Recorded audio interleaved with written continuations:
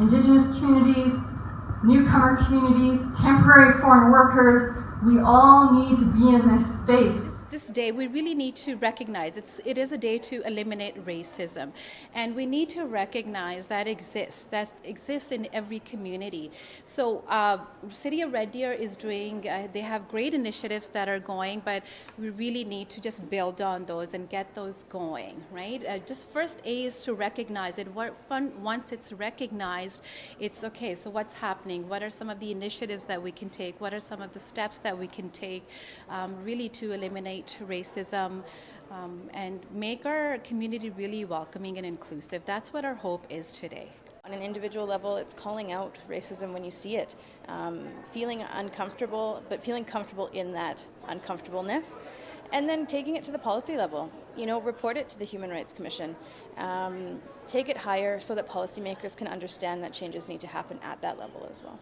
There were two things I really wanted to get across today. One, that the systemic issues that we face are really deep in the legislation and history of Canada, so it's not a simple solution. It's a really long journey of working together. And what I see is a lot of adversarial relationships between whether it's public sector or elected officials and grassroots communities, but that's not going to get us anywhere. So we've really kind of got to step into the circle together. The other message I thought that I really wanted to get across today was I wanted to just impart maybe some of my learnings over the years about how to share space, because I have observed and witnessed too many times over the years where marginalized or racialized people come to the table ready to contribute, but the very dynamics of how those that have privilege will behave in this space, like stepping in first, have that confidence, and that it influences people's willingness, people who are more marginalized, willingness to share.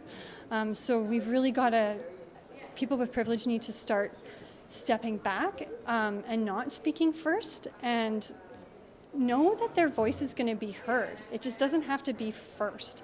So sharing that space is so foundational for us to be making change and to address racism. I think that very simple thing can change a lot if we just shift how we engage in our spaces together.